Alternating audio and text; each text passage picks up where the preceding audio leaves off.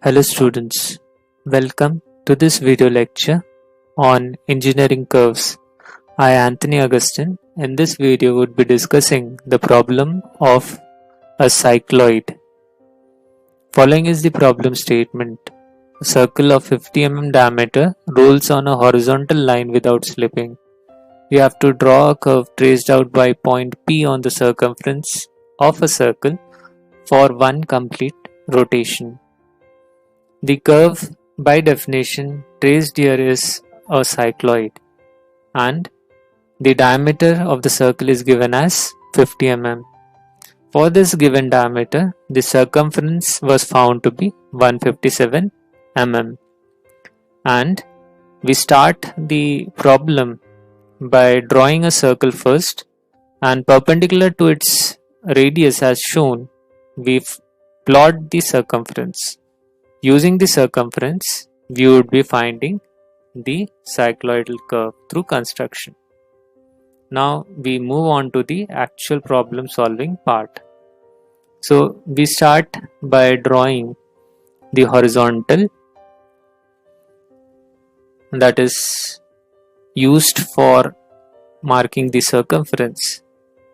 To this horizontal, I make a perpendicular at one end on which I'll be taking the diameter and drawing the circle.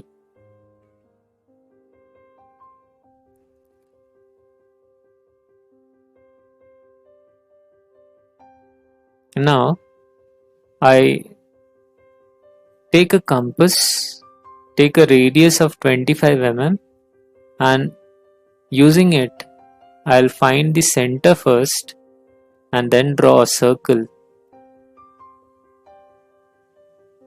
which is medium dark. Now I complete the circle properly and draw a horizontal through the center point as shown. Next, I'll use the same radius to divide the circle into 12 equal parts. So I keep it on the diameter end and mark arcs above and below. Now on the vertical diameter, I mark arcs on either side. Keep it on the horizontal, mark above and below the arcs as shown, and on the vertical I again keep and find arcs on either side. So my circle is divided into 12 equal parts, which I join with the center, and here you can see the circle being completely divided into 12 equal parts.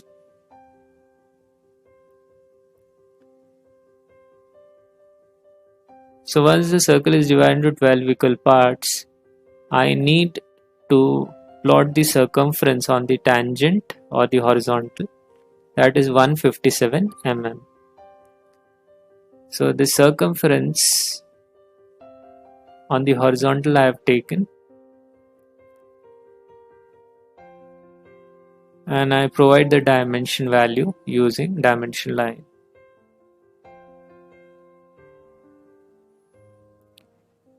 This dimension of 157 also needs to be divided into 12 equal parts. So for that I use the acute angle construction. I take an random angle, small acute angle, random size on my compass and mark equal size divisions on the acute angle line I had constructed earlier. I take 12 divisions, and with the end point, that is the 12th division, I join the end point of the circumference line, and parallel to this I will be drawing lines through each division I had marked earlier on the acute angle inclined line to divide the circumference line into equal number of parts by geometry. So this law of symmetry helps me divide the circumference into 12 equal parts. This is a geometrical construction.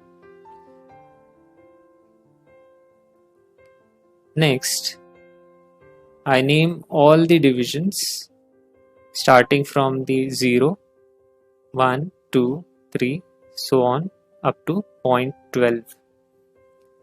Now my circle rotates in clockwise direction, so I provide the direction of rotation of the circle, and my point would move backwards, so I name the point as shown. So 0, 1,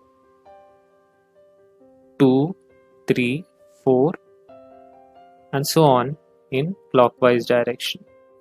So I use dash notation to differentiate. Now I'll find the center locus. So the center of the circle would lie at the horizontal line which I have drawn, and on this line I'll mark the center at position 1, 2, 3 and so on. So when the circle rolls and reaches position 1, the center would be vertically above it. So I am finding the location of centers on the horizontal line which I had drawn, and I am transferring from the bottom to the center locus line. So I will be naming the centers now. So C0 is starting, C1, C2 for position 2, C3 for position 3 and so on till C12. Remember, the starting center is C0.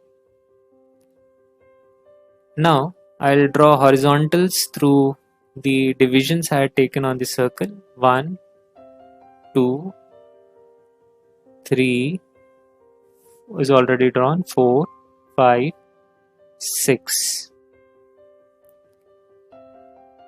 Now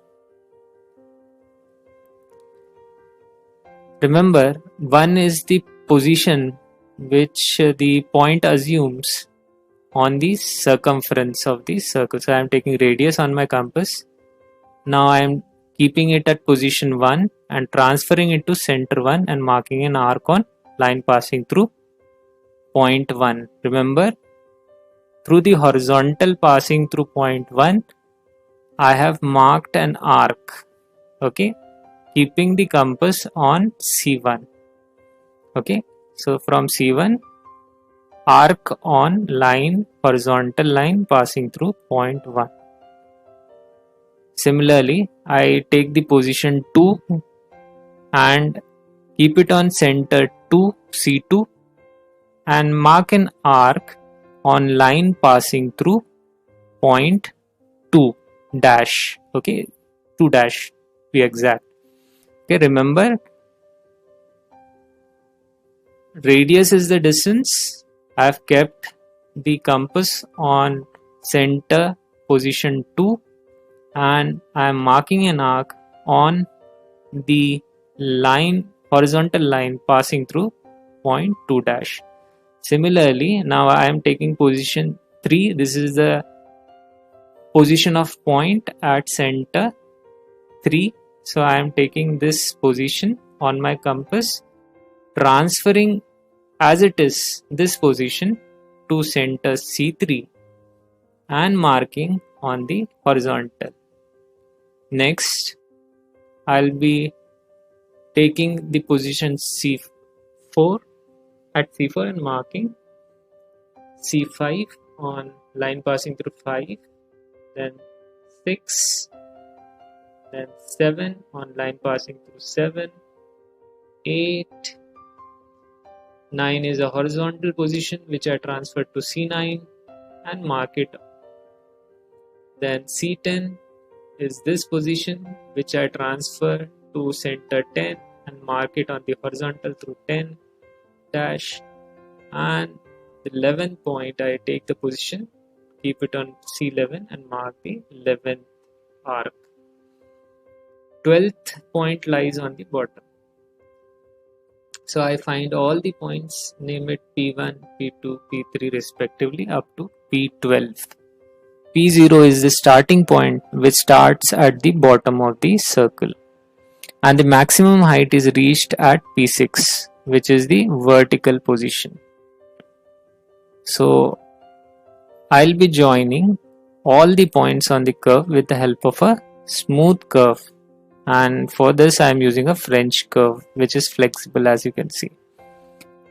I adjust 3 or more points on the edge of the French curve and join with a smooth curve, as can be seen. I complete the other side as well by accommodating more than 3 points, and the curve is now complete, and it is a dark line, dark smooth curve. So this is the solution for a cycloid. I mention it, and this is the final solution. So I hope you are able to draw the problem using this video. Thank you for your patient listening.